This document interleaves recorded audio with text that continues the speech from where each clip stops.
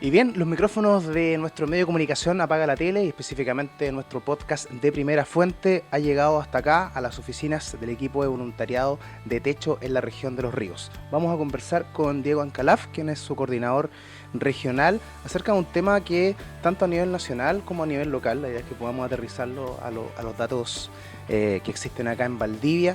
Eh, y que ha sido noticia también respecto a la utilización, digamos, a esta toma de terrenos, a los campamentos. Me gustaría saber, Diego, bueno, saludarte primero que todo, agradecer el espacio y la conversación, de cuál es el diagnóstico que ustedes tienen como Techo respecto a esta problemática que es la carencia de la vivienda en Chile. Bueno, buenas tardes, buenos días, no sé, ahí depende del horario. Eh, bueno, como fundación llevamos 28 años trabajando en Chile y a partir de ya el 2012 nos internacionalizamos, digamos, en 18 países. eh, y estamos frente a la mayor crisis habitacional desde el año 96.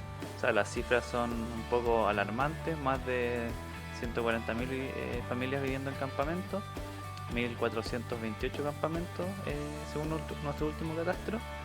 Eh, y evidenciamos que este déficit habitacional se ha arrastrado, digamos, desde varios años sin una mayor solución en el corto plazo.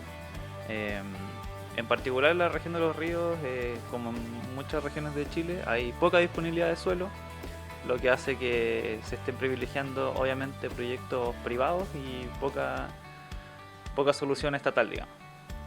Bueno, ustedes han tenido, como tú lo dices, con el pasar de los años un distinto diagnóstico, digamos, de la realidad nacional, pero también local. Eh, y también, bueno, ha pasado muchas cosas en estos veintitantos años también. Hemos tenido fenómenos migratorios, también existe, como dices tú, esta necesidad, digamos, de la disponibilidad de espacios, de terrenos fiscales, ¿cierto? O algunos puntos donde podrían eventualmente erradicarse los campamentos. Hasta cierto punto había un cierto repunte en poder erradicar los campamentos a nivel nacional, pero después llegó la pandemia, llegó la crisis económica también, y eso me imagino que fue generando, digamos, un daño donde supuestamente ya se estaba solucionando en algún momento.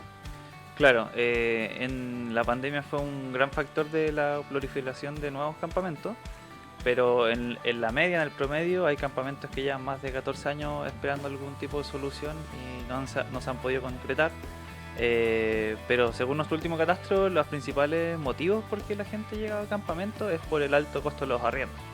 Esa, digamos, es una necesidad económica en primer lugar, seguido de la necesidad de ser de independencia, dejar de ser allegados. Esos son los principales motivos por lo cual las familias llegan a campamentos.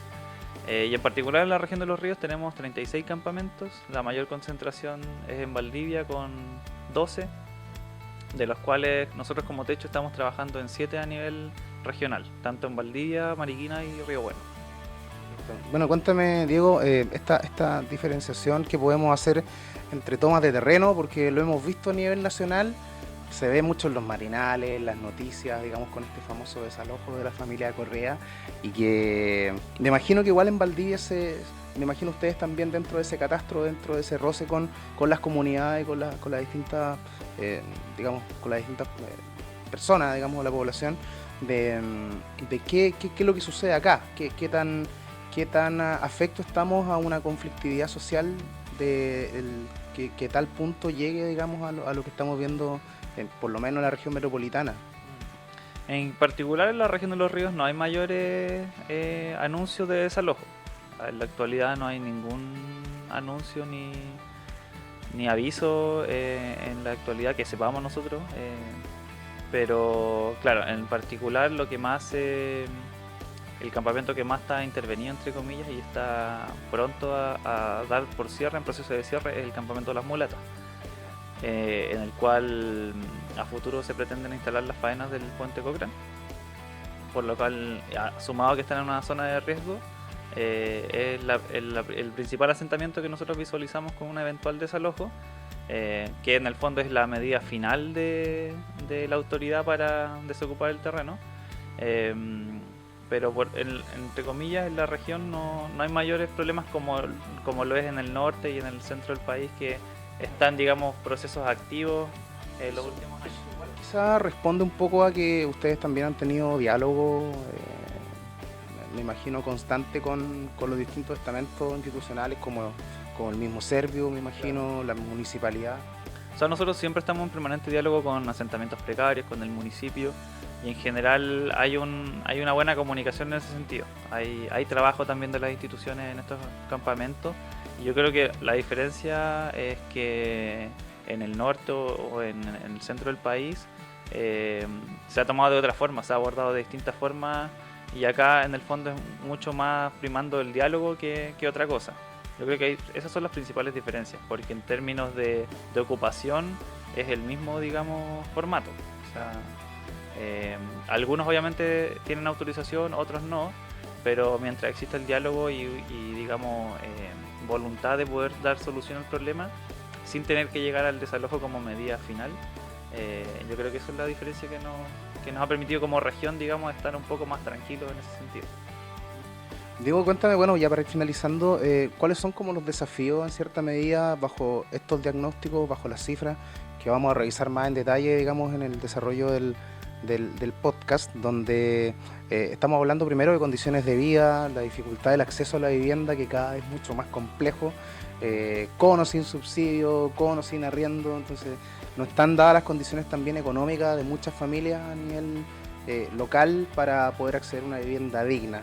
Entonces, ustedes también como institución durante todos estos años, ¿cuáles son como en base a las evaluaciones que tienen hasta la fecha, de cómo se proyectan, teniendo en consideración también de que este es un año electoral, donde tienen que haber, digamos, distintos reordenamientos en materia presupuestaria también, en materia de vivienda social?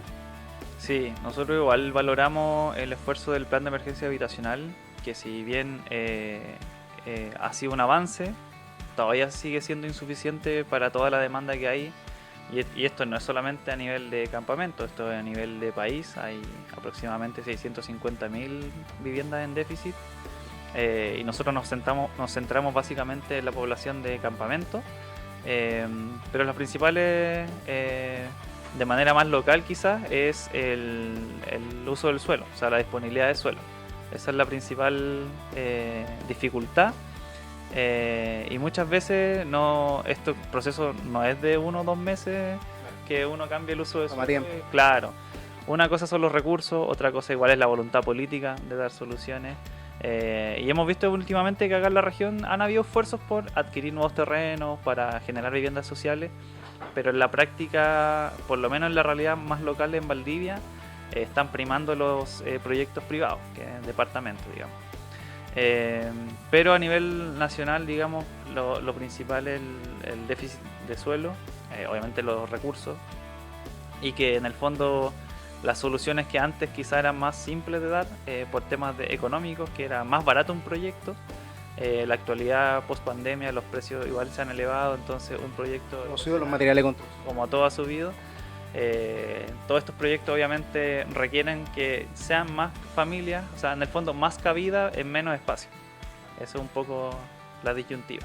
Bueno, te quiero agradecer, Diego. Bueno, para ir finalizando, me gustaría que también me comentaras e invitaras a la gente a que se informe a través de los distintos canales de comunicación, redes sociales de Techo acá en la región de Los Ríos, porque tengo entendido que el día 10, 11, 12 o 11, 12 si no me equivoco, es la colecta nacional, así que van a estar desplegados, me imagino, por toda la comuna y por toda la región, buscando la ayuda de la gente. Claro, desde el 9 al 12 de octubre, desde el próximo jueves hasta el domingo, estaremos en nuestra colecta nacional 2025, reuniendo aportes monetarios para la realización de nuestros trabajos de verano 2026. Tenemos la meta y la ambición de reunir a 1.200 voluntarios para construir 120 viviendas transitorias a lo largo del país. Así que estaremos en las calles, ahí los invitamos a sumarse tanto como voluntarios o aportando. Nos pueden seguir y revisar la información en Instagram, voluntarios techo-los ríos. Así que ahí vamos a estar subiendo toda la información y los dejamos a todos invitados y invitadas. Ahí está la invitación entonces, y esta información muy valiosa para que a partir de este diagnóstico también y de toda esta información a nivel regional podamos seguir discutiendo de cómo también se formulan las políticas públicas hoy en día en una materia que está tan al debe para toda la gente y que trasciende también en clases sociales, desde la clase media alta hasta las clases más vulnerables, que es el acceso a la vivienda digna. Muchas gracias, Diego. Muchas gracias a ti por la invitación.